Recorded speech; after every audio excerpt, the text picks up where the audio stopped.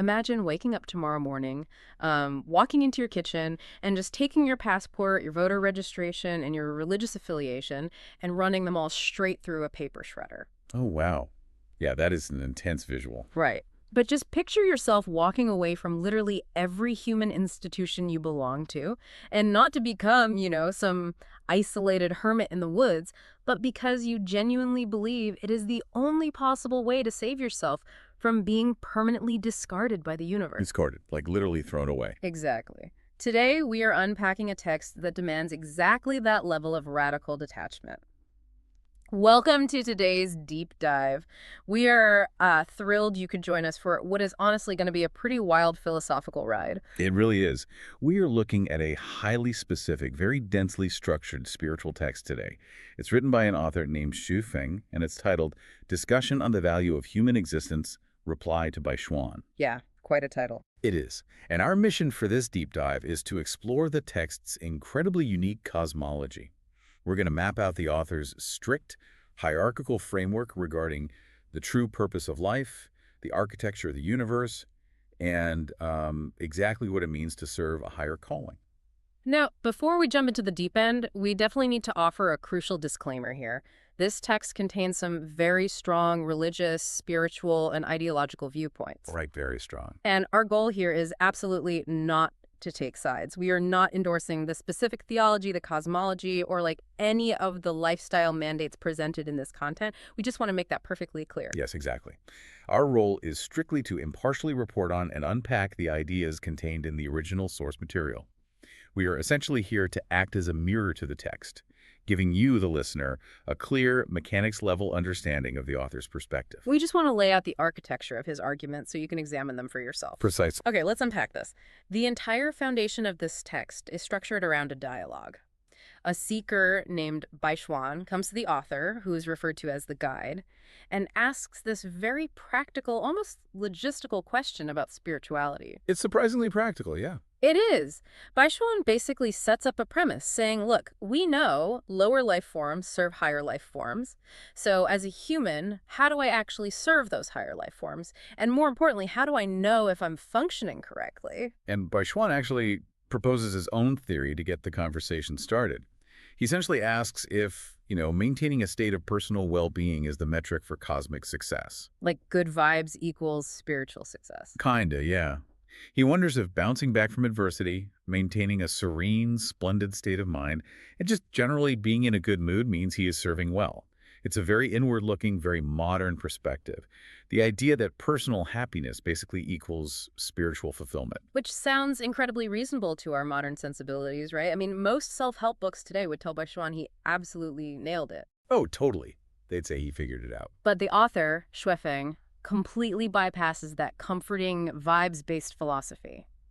To answer Lifechanyuan about how to know if you are serving well, he goes straight to this harsh, ancient parable about ruthless utility. He brings up the biblical story of Jesus and the fig tree. Yeah, the text details the story of Jesus being hungry and walking up to a fig tree expecting to find fruit because the tree is covered in leaves. But Jesus finds no fruit at all. None. Just leaves. Right. And the reaction isn't some gentle lesson about patience. Jesus curses the tree, and by the next day, it is withered completely from the roots up.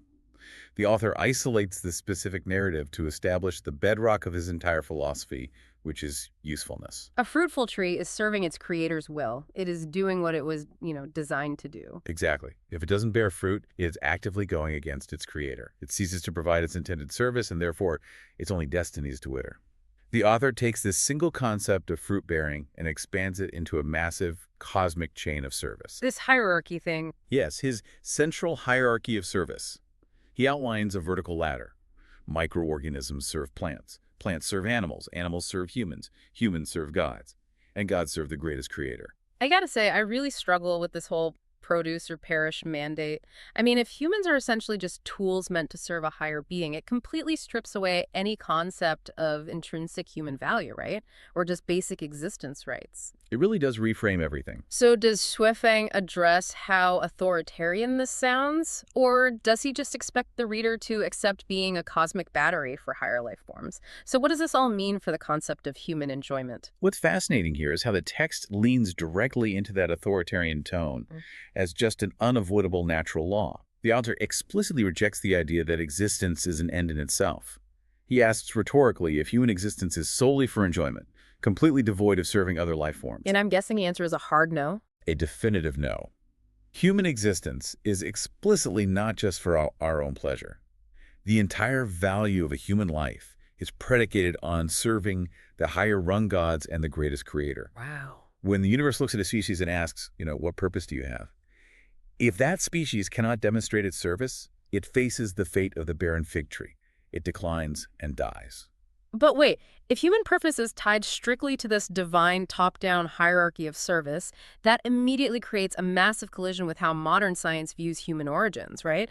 And just the development of life in general. Oh, absolutely. And the author attacks that collision head-on. The text dismissively labels the theory of evolution a soup theory. Soup theory? Yeah, he uses that specific phrase to draw a sharp contrast between a chef's deliberate, purposeful recipe and just a messy, blind collision of random ingredients. Okay, I see the imagery there. He argues that concepts like survival of the fittest and the struggle for existence hasn't just been scientifically misleading.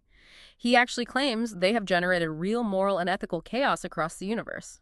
Because when you teach a species that they are just the product of a random biological struggle, they prioritize themselves over the chain of service. Evolution, according to the text, strips away the vertical ladder entirely.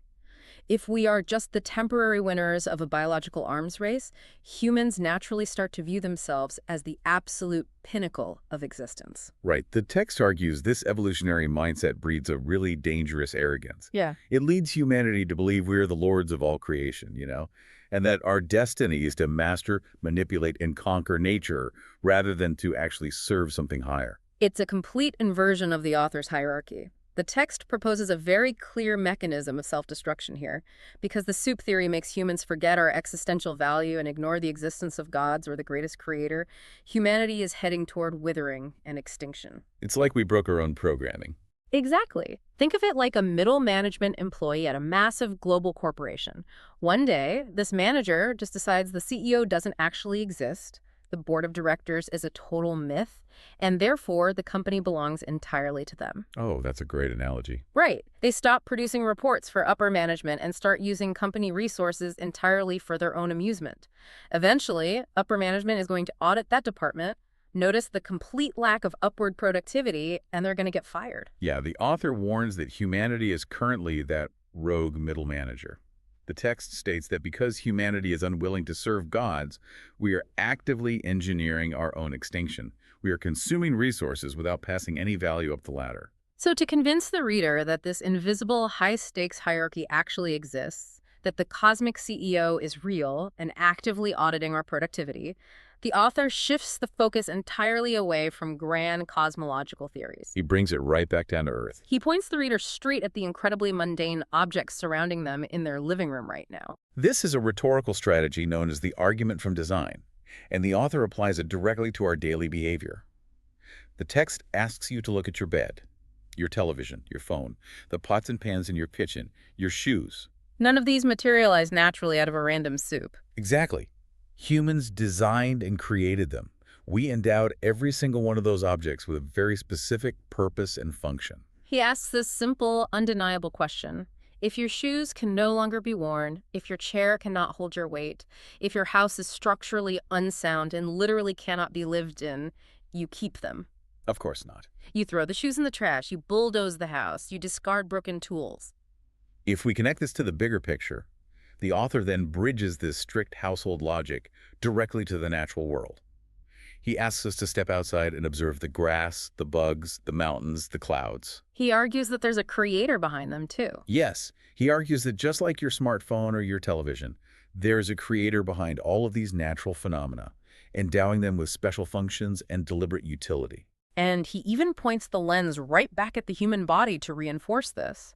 He says, look at your eyes, they are for seeing. Your feet are for walking. Every organ has a functional mandate. He equates a useless human organ to a mother hen that refuses to lay eggs. If the hen consumes feed but produces no eggs, she serves no purpose to the farmer. It's brutal. He takes an undeniable everyday human behavior, the fact that we discard broken tools that no longer serve our needs, and scales it up to justify a terrifying cosmic logic. The universe will discard broken humans. Huh? If human beings are essentially tools created by gods and the greatest creator, and we refuse to function as designed, the universe is perfectly justified in discarding us. The bulldozer is coming for the broken house. Okay, so if I'm a listener and I'm tracking with this framework, I am a tool. I am the fig tree. And I risk being tossed into the cosmic dumpster if I don't function properly. There's a lot of pressure, yeah. A ton of pressure. The urgent question naturally becomes, what exactly is the correct way to function? How do I ensure I'm actually bearing fruit and sending value up the ladder? The text doesn't leave us hanging, thankfully. It provides a highly specific 8-point manual for serving gods and the greatest creator. It's very detailed. And here's where it gets really interesting, because you might initially expect a list of strict religious rituals or punishing self-denial. Or just endless prayers. Right. But instead, the 8 principles are this fascinating, highly complex mixture of intense spiritual surrender, radical environmentalism, and profound personal liberation. It's quite a mix. Let's walk through the manual. Principle number 1 sets the baseline. Possess awe for the greatest creator, life, and nature. The text states that walking the path of the creator inherently means walking the path of nature. Which logically drives principle 2. Do not monopolize natural resources. The text demands that resources be allowed to serve all life. So it's not just an environmental stance. No, it isn't just a political stance on ecology. It's deeply tied to the cosmology. If the greatest creator owns everything, then hoarding or monopolizing the Earth's resources for personal human gain is essentially theft from the creator. It disrupts the chain of service by starving the lower rungs, like the plants and animals we are supposed to be managing responsibly. Then we hit principle 3, which is where the text heavily subverts traditional spiritual expectations. It explicitly commands the reader. Do not repress sexuality. Yeah, that one usually catches people off guard. It advocates for sexual freedom, and remarkably, the text equates sex with Buddha and Tathagata nature. Right. And Tathagata nature, for those who might not have a background in Eastern philosophy, refers to the unconditioned ultimate reality. It's the inherent pure enlightenment or Buddha nature within all things. So the author isn't just saying sex is permissible. He is elevating it to a direct manifestation of divine truth. But why link such a high spiritual concept to human sexuality? Like, what's the mechanics there? Well, because in this framework, repressing a natural biological function is akin to intentionally breaking the tool the creator gave you. If your body was designed with specific functions, suppressing them is an act of rebellion against the design. Wow. Okay, principle 4 pushes that concept of radical freedom into the civic realm. It states you must belong only to nature. Only to nature. The author explicitly rejects belonging to nations, political parties, religions, ethnic sects, or even belonging to any other individual. The mechanics of this are crucial to understand the author's endgame. Why do human structures prevent us from serving the greatest creator? In Xuefeng's framework, human institutions create artificial horizontal silos. Horizontal silos, right? When you pledge allegiance to a nation or a political party, you are trapping your energy and your service on the earthly plane. You are serving a human-made construct, instead of passing your service vertically up the cosmic ladder. To plug directly into the greatest creator, you have to sever all those horizontal earthly attachments. Which brings us back to that shredder in the kitchen I mentioned at the very beginning of the show. I want you, the listener, to seriously visualize the sheer friction of trying to live out principle number 4 today. It would be nearly impossible for most people. Right. To function correctly in this universe, you have to declare that you belong only to nature. You completely renounce all ties to your country, your political party, and your religious institutions. How radically would your life change by tomorrow morning? It is a staggering demand for civic detachment. And Principle 5 deepens that detachment by demanding total reliance on the greatest creator. It asks the individual to surrender their life to the way, to fear no death, to avoid letting greed swallow them, and under no circumstances to complain, hold hatred, or harbor resentment. Wait, never complain. That might honestly be the hardest one to implement on a random Tuesday afternoon. Yeah, traffic alone would ruin your cosmic standing. Absolutely. Principle 6 shifts focus to how we interact with the people around us once we've, shredded our societal labels. It says we must make the best use of everything and everyone's talents. We shouldn't suppress individuality or try to control others. We should freely share everything we have, but specifically with people who resonate on our same frequency. Notice how different this is from asceticism. Right, it's not about suffering. Principle 7 reinforces this by commanding the reader to maintain physical, mental, and spiritual health. It literally dictates making it a daily practice to be happy, romantic, and optimistic. Which beautifully circles back to Baishuan's original question at the very beginning of the text. Baishuan asked if being in a good mood meant he was serving well.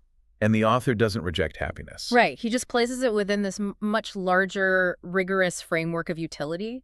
You aren't happy just for the sake of your own enjoyment. You maintain a romantic, optimistic state because a healthy, joyful tool functions better for the creator than a miserable, broken one. Finally, Principle 8 acts as the integration step. Listen to divine teachings. Maximize truth, goodness, beauty, and love in your life. And crucially, fully use your bodily functions. Use your eyes to see, your hands to work, your feet to walk, to integrate completely with nature. When you lay all 8 points out on the table, the central paradox of this text becomes incredibly clear. On one side of the coin, it demands total, unwavering submission to a higher cosmic power. You are a biological machine. You are a tool serving a master, and if you fail, you are destroyed. But flip the coin over, and the method required to execute that service is radical personal liberation. The manual demands unrepressed sexuality, breaking free from the control of all earthly governments and human hierarchies, rejecting greed, and maintaining a deeply romantic, optimistic individuality. It is absolute obedience achieved through absolute liberation. It's a fascinating contradiction. And the text concludes with a very specific promise. If you can actually pull this off, if you align your life to function according to these 8 principles, you definitively prove your existential value. You become the fig tree bearing abundant fruit. And the reward for this alignment isn't just surviving the cosmic audit. The text states that you will receive rewards from God's and the greatest creator, and your life will mechanically ascend to a higher life space. A higher life space, so you level up. You served your purpose on this rung of the ladder, you proved your utility, and therefore the universe elevates you to function on the next rung up. So what does this all mean when we zoom out? Let's trace the massive arc we've just traveled through Xuefeng's worldview.